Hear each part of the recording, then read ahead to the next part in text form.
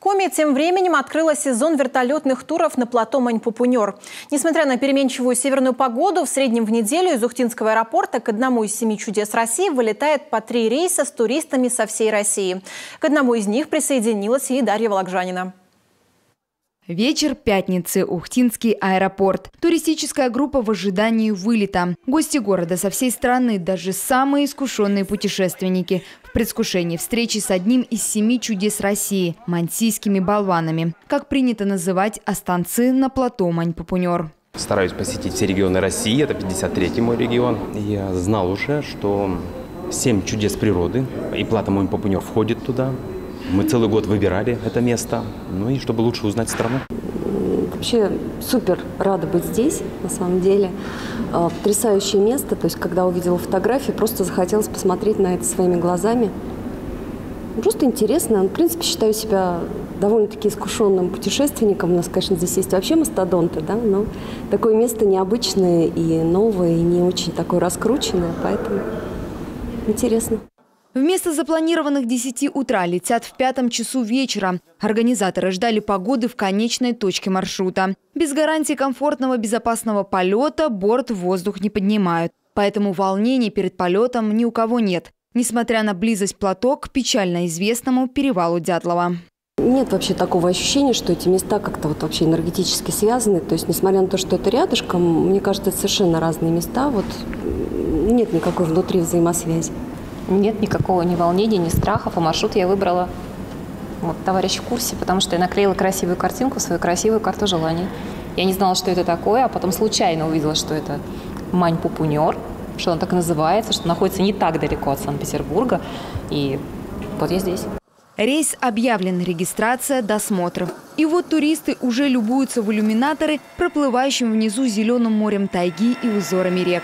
Полет до плато в целом занимает около 2 часов с остановкой в Троицко-Печорске. Здесь туристам раздают сухой паёк и догружают на борт вещи первой необходимости и продукты для работающих на плато волонтеров. А еще стройматериалы для туристической тропы. Впрочем, остановка нужна не только туристам и ожидающим груза волонтерам. Полет на плато считается сложным горным маршрутом, поэтому передышка – необходимое техническое условие, рассказывает командир экипажа. По этому маршруту он летает с 90-х. Полет технически непростой, но эксцессов не было ни разу.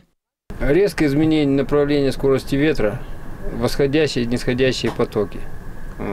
Резкое изменение вообще метеоусловий. Это облачность понижения, может быть сразу резко понижаться, видимость уменьшаться, грозы ходят летом особенно, накрывают, внутримассовые грозы, они здесь перемещаются с очень большими скоростями. Цель близко. Заветное чудо России уже видно с вертолета. Но пока его масштаб сложно оценить. В натуральную величину мансийские болваны поражают всех без исключения, как и погода. Буквально сбивающий с ног ветер здесь дует почти постоянно. Поэтому по узкой туристической тропе от лагеря до плато 1,5 километра идти не всегда просто. Сдувает. А мимо тропы ступать нельзя. После любого повреждения зеленый ковер тундровой растительности восстанавливается десятки лет. Туристы двигаются под чутким руководством экскурсовода. Кстати, из числа волонтеров. Я вообще приехала сюда на работу, я буду здесь 2 месяца. Я думаю, что вот от снега мы когда прилетели, у нас в ручье, где мы берем снег, берем воду, был снег, и уже в августе пойдет снова снег. Я видела цветение, я увижу ягоды. На ягоды придут, я думаю, что олени побольше, когда будет больше зайцев. Я все это посмотрю, и дождусь звезд. А сейчас у нас действительно белые ночи. Несколько остановок для фотографирования туристов и рассказов захватывающих легенд о чудесном месте. По одной из них местный шаман посватался красавице дочери вождя Аим, но девушка отказала. Рассерженный шаман напал на их замок.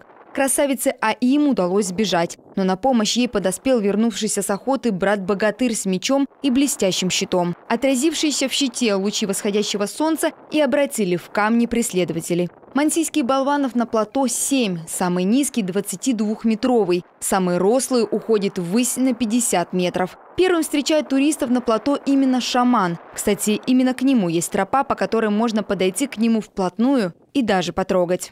Для меня самая сильная история была вообще соприкосновение непосредственно со скалой шамана. Я не знаю, кто как места чувствует, я руками больше всего. И вот эти виды, и вот эта атмосфера, и то, что происходило со мной там, ну вот кому-то я уже чуть-чуть рассказала, но все равно это все будет потом раскрываться по моей жизни, моей работе. Опять же, друзья знают. Вот это место, оно показывает нам, как планета живет на протяжении миллиардов лет, а в этот данный момент она показывает то, что имеет. Удивительное место. Меня это удивило. И вот дети, если вот маленьких спросить, они вот верят в волшебство, а мы взрослые говорим, нет волшебства, удивление. Вот они правы. Пока туристы фотографируются, слушают увлекательные рассказы экскурсовода и впитывают энергетику удивительного места силы, у волонтеров кипит работа. Они разгружают привезенные стройматериалы для тропы. Мы, собственно, строим тропу, мостки. Для этого нам нужны доски вот эти. Для того, чтобы строить эти мостки, нужно эти доски туда принести. Сейчас мы их возьмем и принесем. Будет тяжело, ветрено. Работа такая.